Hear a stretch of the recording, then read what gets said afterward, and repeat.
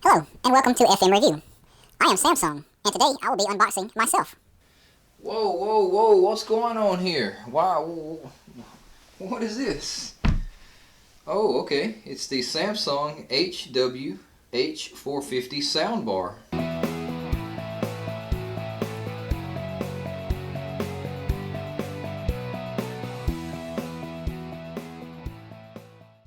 Alright, this is the Samsung Wireless Sound Bar. It's 290 watts total. It does have a wireless subwoofer, and it has the sound bar that gives you 2.1 surround sound audio options. I bought this at Best Buy for $157. It was on sale for Black Friday and Cyber Monday. Normally it's $300. As a matter of fact, I bought two of these. One for my television in my living room, and one that I have set up in my bedroom.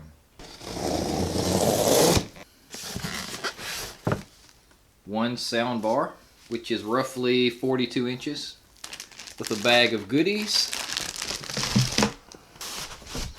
and what I assume is the subwoofer.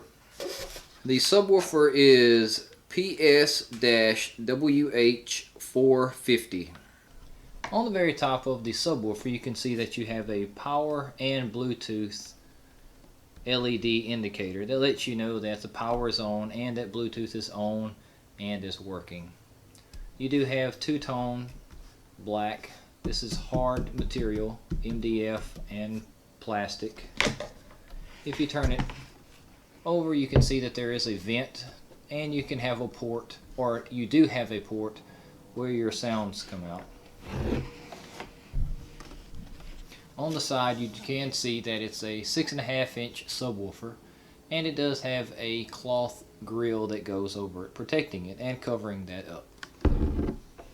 On the front, you can see where it says Samsung, and it has that two-tone finish. Maybe 4 foot for your power cord, which is not really important because the subwoofer is wireless. The model for the sound bar is HW-H450. On the very back, you have an auxiliary in and HDMI in. You do have a USB connection. You do have the power connection. And from an angle here, you can see your yellow auxiliary input, which is a 3.5 millimeter. You do have HDMI in, and on the other side you have HDMI out and your optical audio connection. Very top you have a power button, you have your volume. You do have a couple touch buttons. You have the power button, the volume up and down, and the F button, which stands for function, and it also is your source button. Dolby Digital DTS 2.0 HDMI, and it's Energy Star compliant, all on the top, which is kind of a brushed aluminum finish. And then you do have the cloth mesh over the front, and you have your LCD display. Here's the accessories that comes with the soundbar. You have the power brick, which is broken into two pieces. You have the power brick and the actual section that plugs into the soundbar. And then you have this section that plugs into the power brick and into your wall with this funny shaped two-prong pin. You also have a 3.5 millimeter audio connection in case you wanted to hook an auxiliary device to this soundbar. You also have the owner's manual and a little bit of information about the warranty and how to set this soundbar up. And this is the electromagnetic filter that comes for the subwoofer wire. And you just open it up, take the wire of your subwoofer and loop it through, and just close it. And it should look something similar to that. You also get this little dongle extension for USB. This plugs into the soundbar, and your USB device plugs into the bottom, and it kind of hangs down a little bit, keeping that at a low profile with the soundbar.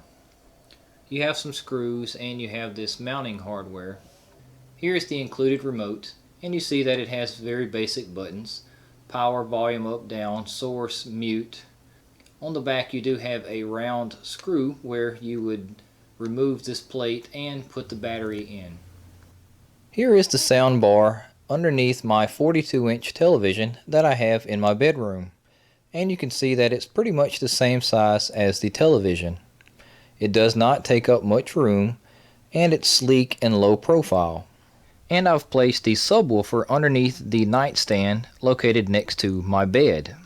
And now you can see the LED screen once I turn the power on to the soundbar. And you'll notice it has some animation. It tells you hello, and then it gives you what input that it's selected to.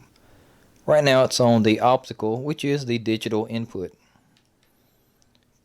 Pressing the source button, you can toggle to auxiliary, HDMI, Bluetooth, and TV Connect. Then you also have the option for a USB device. There are some options for sound effects, and you can see that it's standard, music, voice, sports, and cinema, which is what I have this set to. You also have a 3D sound option.